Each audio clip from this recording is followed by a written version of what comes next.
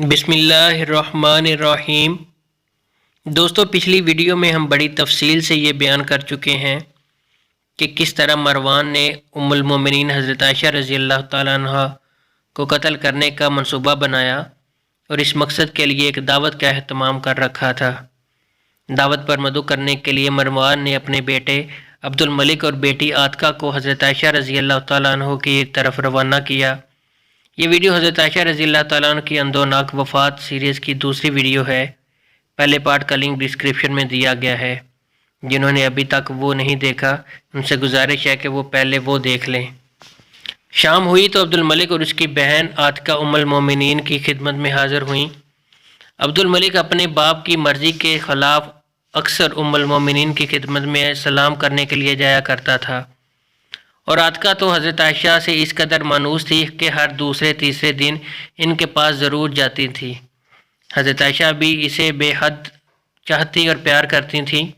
آپ کی عاتکہ سے محبت اس وجہ سے تھی کہ ایک مرتبہ اس نے اپنی جیب خرچ سے مسجد نبوی صلی اللہ علیہ وآلہ وسلم کا ایک دروازہ تعمیر کروایا تھا۔ جب دونوں بہن بھائی ان کی خدمت میں حاضر ہوئے تو وہ انکار نہ کر سکی، اور مروان سے سخت مخالفت کے باوجود اس کے گھر یعنی قصر عبیس جانے پر رضامند ہو گئیں۔ یہ رمضان کا مہینہ تھا، اس لیے طے پایا کہ آپ 15 رمضان المبارک کو قصر پہنچیں گی اور روزہ وہیں افطار کریں گی۔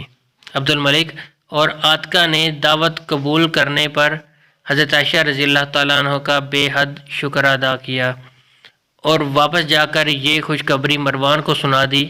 مروان یہ سن کر ان سے بھی زیادہ خوش ہوا، کیونکہ اس کی خوشی کی وجہ کچھ اور تھی، اور وہ یہ تھی کہ اسے اپنا شیطانی منصوبہ کامیاب ہوتا دکھائی دے رہا تھا۔ حضرت عائشہ رضی اللہ تعالیٰ عنہ کی عمر مبارک اس وقت 66 سال سے کچھ اوپر تھی۔ حالت ضعیف کی وجہ سے آپ کسی کے گھر نہیں جاتی تھیں، مگر عاتکہ کی منت سماجت کی وجہ سے ان کی دعوت کو ٹھکرا نہ سکیں۔ جب اس دعوت کی خبر آل صدیق کو ہوئی تو انہوں نے سخت مخالفت کی۔ عبداللہ بن زبیر وغیرہ نے تو صاف الفاظ میں کہہ دیا تھا کہ اے مادر مہرباں، آپ کا مروان کے گھر جانا کسی طرح بھی خطرے سے خالی نہیں، ہماری درخواست ہے کہ آپ وہاں تشریف نہ لے جائیے۔ آپ نے فرمایا، رسول اللہ صلی اللہ علیہ وآلہ وسلم تو یہودیوں کی دعوت بھی رد نہیں فرماتے تھے، تو پھر میں ایک مسلمان کی دعوت کو کیسے ٹھکرا سکتی ہوں؟ ابن زبیر نے کہا، مگر مروان سخت مکار اور عیار ہے، وہ کبھی حرکت کر سکتا ہے۔ آپ ان سے فرما دیں کہ میں اس وقت تک دعوت کا حصہ نہیں بنوں گی جب تک کہ تمام آل صدیق کو بھی ساتھ آنے کی دعوت نہ دی جائے۔ آپ نے فرمایا، اے عبداللہ، دعوت یا تو قبول کی جاتی ہے یا رد کی جاتی ہے، اس میں شرطیں نہیں رکھی جاتی۔ بے شک مروان مکار اور عیار ہے، مگر اس کے بیٹے اور بیٹی تو ویسے نہیں ہیں، اور ان کا سلوک بھی میرے ساتھ بہت اچھا ہے۔ الغرض آپ کو جس نے بھی وہاں جانے سے منع کیا، آپ نے فرمایا کہ میں بچوں کی دعوت کو نہیں ٹھکراؤں گی۔ بالآخر 15 رمضان المبارک کا دن آن پہنچا۔ عصر کے وقت عاتکہ اور عبد الملک ان کے لیے سواری کا خچر لے کر آ گئے۔ عاتکہ نے آگے بڑھ کر سہارا دیتے ہوئے آپ کو خچر پر سوار کروایا، اور عبد الملک نکیل پکڑے آگے آگے چل دیا۔ یہ قافلہ ابھی قصر عبیس میں نہ پہنچا کہ مروان کو پہلے ہی پہرے پر کھڑے پہرے دار نے اطلاع دے دی کہ ام المومنین آ رہی ہیں۔ مروان یہ سن کر خوشی سے اچھل پڑا اور کہنے لگا، آخر شکار دم میں پھنس گیا۔ یہ کہہ کر وہ باہر دروازے کی طرف استقبال کے لیے چل دیا، اور چلتے ہوئے ہی کہنے لگا، تم سب لوگ اپنے اپنے کاموں کی طرف توجہ رکھو۔ اپنے غلام حارث سے کہا، خبردار میری اجازت کے بغیر کسی کو اندر مت جانے دینا، خواہ میرا بیٹا عبد الملک یا میری بیٹی عاتکہ، ورنہ میں تمہارا سر قلم کر دوں گا۔ قصر عبیس کے بیرونی دروازے کے ساتھ ایک مہمان خانہ بھی تھا، جس میں بنو امیہ کی کچھ خواتین جمع تھیں۔ جب ان کو معلوم پڑا کہ ام المومنین رضی اللہ تعالیٰ عنہ تشریف لا رہی ہیں تو وہ استقبال و ملاقات کے لیے باہر دروازے پر جمع ہو گئیں۔ مروان آگے بڑھا اور ان سے کہنے لگا، دیکھو ام المومنین پہلے افطار کریں گی، پھر تم ان سے ملاقات کر لینا۔ اب ان کو آرام سے افطار کرنے دو، کیونکہ اس وقت تمہارا اندر جانا اور ان سے ملنا ان کے لیے باعث تکلیف ہوگا۔ الغرض وہ عورتیں ام المومنین سے ملے بغیر ہی دروازے سے ہٹ گئیں۔ کچھ ہی لمحوں بعد آپ قصر عبیس کے دروازے پر آن پہنچیں۔ مروان بھاگ کر آگے بڑھا اور آپ کے سامنے گردن جھکا کر کھڑا ہو گیا۔ جواہرات کا تھال نظر کے طور پر پیش کیا تو ام المومنین نے فرمایا، مروان، ہمارے لیے ان پتھروں میں دلکشی کا کوئی سامان نہیں ہے۔ اگر تمہاری نیت صالح ہے تو اسے مدینے کے درویشوں اور محتاجوں میں تقسیم کروا دو۔ عبد الملک نے فوراً آگے بڑھ کر تھال اپنے ہاتھوں میں لے لیا اور چھوٹے بھائی عبدالعزیز سے کہا، یہ فوراً مسجد نبوی میں لے جاؤ اور فقراء اور حاجت مندوں میں تقسیم کر دو۔ ادھر مروان نے فارغہ اشارہ کیا تو وہ آگے بڑھی اور ام المومنین کو کندھے کا سہارا دے کر کھڑی ہو گئیں۔ مروان نے اپنی بیٹی سے کہا، تم جاؤ اور جا کر افطار کا انتظام کرو۔ عاتکہ چلی گئی تو مروان نے عبد الملک سے بھی کہا اور مردانے میں کھانا بھجوانے کا بندوبست کرو۔ یہ عبد الملک بھی روانہ ہوا تو مروان کے لیے راستہ صاف ہو گیا۔ مروان کا غلام حارث ننگی تلوار لیے دروازے پر مقرر تھا اور اس کے دونوں شیطان صفت دوست صفوان اور ہشام قصر کے کونے میں دبکے بیٹھے وقت کا انتظار کر رہے تھے۔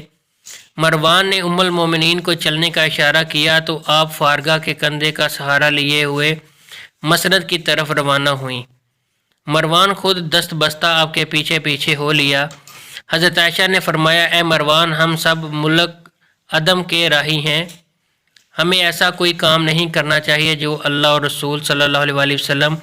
آپ فقط اتنا ہی کہہ پائی تھی کہ فارغہ نے گھڑے کے پاس پہنچ کر اپنا کندھا کھینچ لیا اور حضرت عائشہ کو ذرا دھکا دیا، جس سے آپ کمر کے بال گڑھے میں جا گریں۔ گڑھے میں چونکہ تیز دھار زہر آلود خنجر اور تلواریں گڑی ہوئی تھیں، فوراً آپ کے جسم اطہر میں پیوست ہو گئیں۔ آپ نے درد میں کراہتے ہوئے فرمایا، اے بدبختو، تو نے یہ کیا کیا؟ زہر کا اثر اتنا شدید تھا کہ آپ فوراً بے ہوشی طاری ہو گئی۔ سورج غروب ہو چکا تھا۔ مسلمان مسجدوں گھروں میں روزہ افطار کر رہے تھے۔ کسی کو کانوں کان خبر بھی نہ تھی کہ ام المومنین پر کیا قیامت برپا ہو گئی۔ مروان نے اشارہ کیا تو فارغہ نے ہندا کی مدد سے آپ کو گڑھے میں نکالا۔ صفوان اور ہشام نے فوراً گڑھے کو پر کر کے اس پر فرش بچھا دیا۔ دونوں شیطان عورتوں نے آپ کو نکال کر بستر پر لٹایا اور جھوٹ موٹ ان کی مرہم پٹی میں لگ گئیں۔